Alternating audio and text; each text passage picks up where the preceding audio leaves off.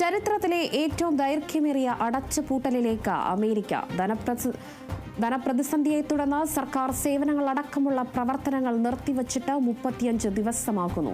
ഈ സേവനങ്ങൾക്ക് തുക അനുവദിക്കുന്ന ധനാനുമതി ബിൽ സെനറ്റിൽ പാസാക്കിയതിനെ തുടർന്നാണ് അമേരിക്കയിൽ അടച്ചുപൂട്ടൽ ആരംഭിച്ചത്.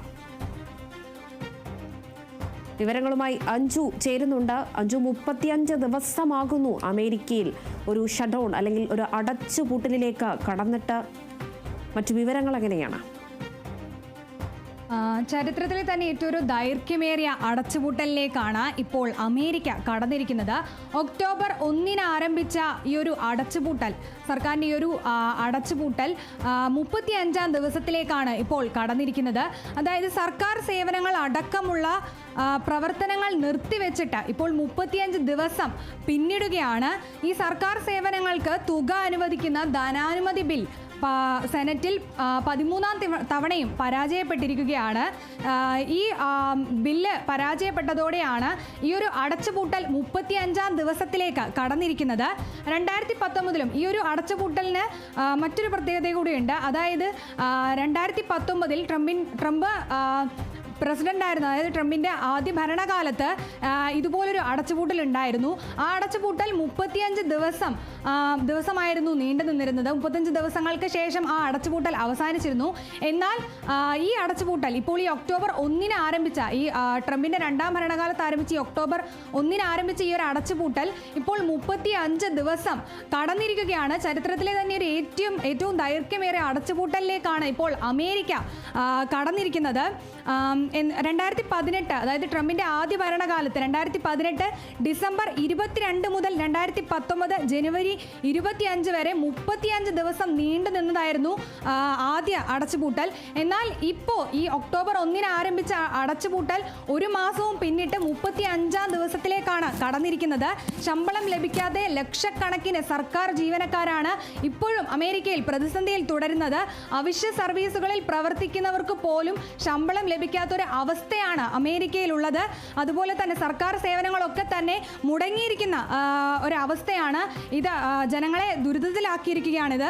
ദശലക്ഷക്കണക്കിന് ആളുകൾക്ക് ഭക്ഷ്യസഹായം ഉൾപ്പെടെയുള്ള സേവനങ്ങൾ ലഭ്യമാകുന്നില്ല. അതായത് സേവനങ്ങളൊക്കെ തന്നെ തടസ്സപ്പെട്ടിരിക്കുകയാണ്. ഈ ധനാനുമതി ബില്ല് സെനറ്റിൽ 13-ാം തവണയും പരാജയപ്പെട്ടിരിക്കുകയാണ്. അതായത് ഒരു ഭൂരിപക്ഷം 60 വോട്ടുകൾ ഈ സെനറ്റിലെ ഒരു ഭൂരിപക്ഷം ഉണ്ട്. അത് 60 വോട്ടുകൾ ലഭിക്കണമായിരുന്നു. അത് ലഭിച്ചില്ല. അതുകൊണ്ടാണ് ഈ ധനാനുമതി ബില്ല് 13-ാം തവണയും പാസ്സാകാതെ പരാജയപ്പെട്ടിരിക്കുന്നത്.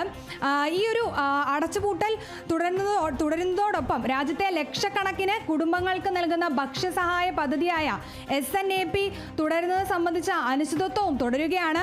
അതുപോലെ തന്നെ ഈ അടച്ചുപൂട്ടലിനെ തുടർന്ന് ഒട്ടനവധി പ്രതിസന്ധികളിലൂടെയാണ് അമേരിക്ക കടന്നു പോകുന്നത്. സാമൂഹ്യ സുരക്ഷാ ചെലവുകൾ, അതുപോലെ തന്നെ ആരോഗ്യ പരിചരണ ചെലവുകൾ, വിദ്യാർത്ഥികൾക്കുള്ള സഹായങ്ങൾ തുടങ്ങിയവയെല്ലാം മുടങ്ങിയിരിക്കുകയാണ്.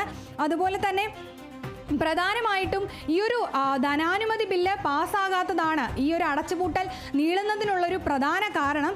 ആരോഗ്യ പരിചരണ സബ്സിഡികളുടെ കാലാവധി നീട്ടണമെന്ന ഡെമോക്രാറ്റുകളുടെ ആവശ്യം നിരാകരിച്ച റിപ്പബ്ലിക്കൻ നേതാക്കൾ ഈ ഒരു അടച്ചുപൂട്ടൽ അവസാനിപ്പിക്കാതെ ഇത് സംബന്ധിച്ച ഒരു ചർച്ചയില്ലെന്നൊരു നിലപാടിലാണ് ഇപ്പോൾ നിൽക്കുന്നത്. അതായത് ഈ ആരോഗ്യ പരിരക്ഷ, അതുപോലെ തന്നെ സബ്സിഡി തുടങ്ങിയ കാര്യങ്ങൾ ഈ ധനാനുമതി ബില്ലിൽ ഉൾപ്പെടുത്തണമെന്നായിരുന്നു ഡെമോക്രാറ്റുകളുടെ ആവശ്യം. എന്നാൽ പുതിയ ചെലവുകളൊന്നുമില്ലാത്ത ഒരു ക്ലീൻ ബിൽ, ധനാനുമതി ബില്ലാണ് റിപ്പബ്ലിക്കൻ പാർട്ടിയും അതുപോലെ തന്നെ വൈറ്റ് ഹൗസും മുന്നോട്ട് വയ്ക്കുന്നത്.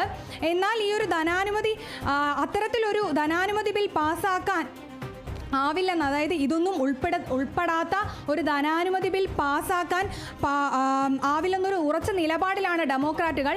എന്നാൽ ഇതിനോട് യോജിക്കാൻ റിപ്പബ്ലിക്കൻ പാർട്ടി തയ്യാറാകുന്നില്ല. അതുകൊണ്ട് തന്നെ ഇപ്പോഴും ഈ ഒരു അടച്ചുപൂട്ടൽ 35-ാം ദിവസത്തിലേക്ക് ഈ അടച്ചുപൂട്ടൽ കടന്നിരിക്കുകയാണ്. സർക്കാർ ജീവനക്കാരടക്കം പ്രതിസന്ധിയിൽ തുടരുകയാണ്. ഇപ്പോഴും അമേരിക്കയിൽ സർക്കാർ സേവനങ്ങളൊക്കെ തന്നെ മുടങ്ങിയിരിക്കുകയാണ്.